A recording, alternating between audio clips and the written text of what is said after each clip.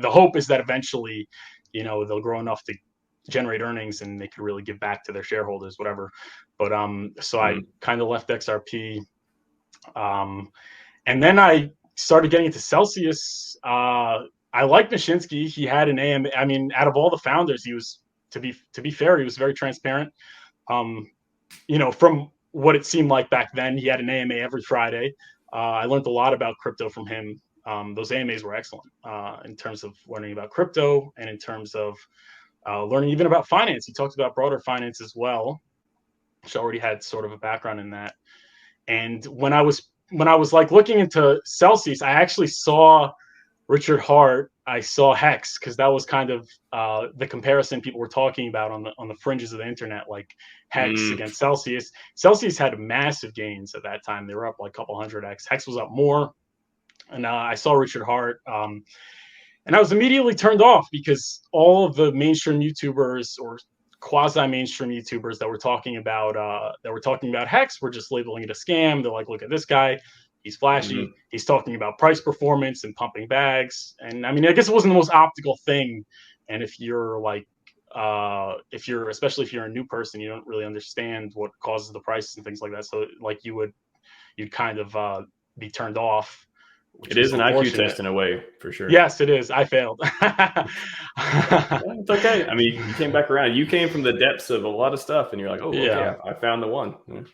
Yeah, I mean, ultimately, all roads kind of lead to him, because he is the one that really is telling it like it is, and he is the most informative.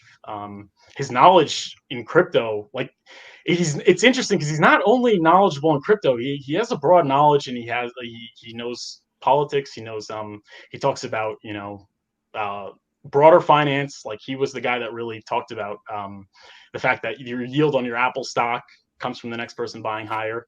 Right. Thanks, Rothko. He's been in my comments. He's great. I appreciate it.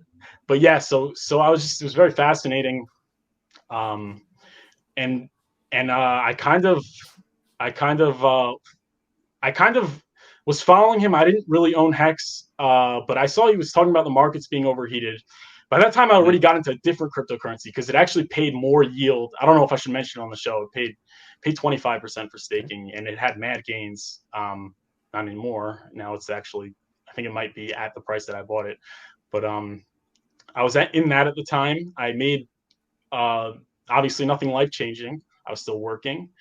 And I kind of, Richard Hart said the top is in, and I kind of waited for what I thought was the dead cat bounce, and I got out. I had a couple, tens of thousands of dollars.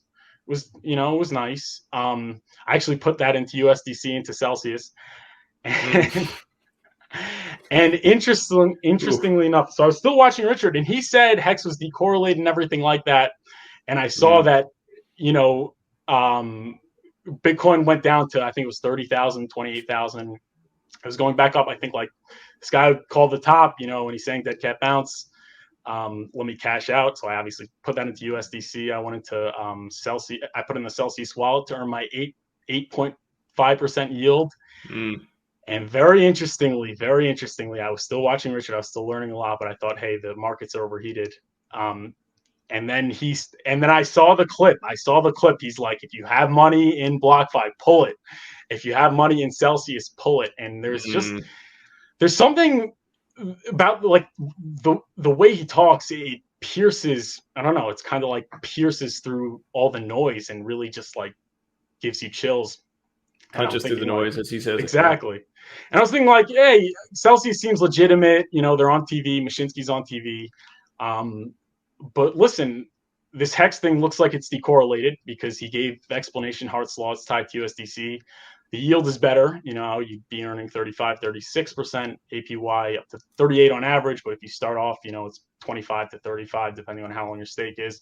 Prevents you, it makes you delay gratification. I took all my money out and I put it into Hex. And then the market made that comeback. It made that, that, I guess it wasn't that double top. And I was thinking, damn it, like, Richard, you messed me over. I would have had so much more money. And And it ended up, obviously Hex dropped 92% by now, but whatever. But I was thinking like at least I have something, if I would have left it in that Celsius wallet, I would have not had anything. So I still have some T shares, and obviously I keep DCAing into Hex. He tends to not always be right at the moment, but like in this example, like eventually, I don't know. I still 11K in Prey is still like, it's still hard for me to, chew on that one right now. But eventually, I think a lot of stuff he says happens just like that. Yeah, no, I'd say this, he's more right than anyone else. You want to say he was technically wrong about the top, I guess. I guess if you would have really waited till that 68K, you would have had more money if you sold at that 68K and, let it go. But that's not happening. He saved I'm probably not the exception. He probably saved a lot of people from the euphoria thinking it was going up to 100K. Everyone was calling for 100K. So I'm grateful. Trillionaire energy guy. I remember watching the best, what is it called? The Pomp show. Yeah. Yeah, the whole time they're like 100K hats every day. Yeah, like no more 100K hats. Yeah, people were calling for 300, 350K, and I mean if you would have thought that was top, you would have gotten wrecked. I mean, that was that. I said before, I think the 500K is like will be. I don't think Bitcoin will ever be over 500K just because of saturation in the market at that point. But yeah, 350K calling it this run, that didn't make a lot of sense.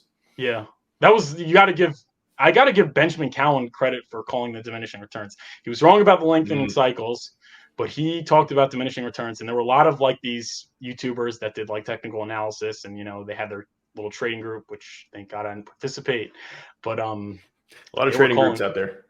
Yeah, they were calling for 300, 350K hyper Bitcoinization. I mean, they got caught up in euphoria like everyone else, and that's really where you start to realize that it's not there's no crystal ball. I mean, no one could really tell you where the market's going to go. And people are saying Richard Hart's saying 11K, and they're waiting for the 11K in Prey in order to buy. And I say, I mean, he may be right, he may be wrong.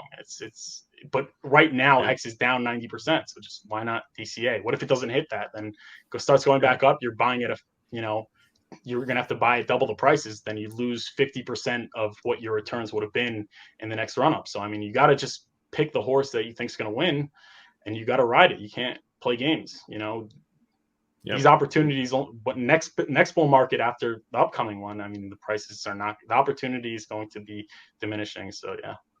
Yeah. I mean, you can see it every time. You see with Bitcoin, 3K, we got 19K right now. Maybe it goes to 10K or whatever, but the next cycle, it's, you think it's going to go back down to 10K? It's going to go back down to 3K. Like after it does the run up again, it keeps running up and going down, but it makes, local, bigger local lows. So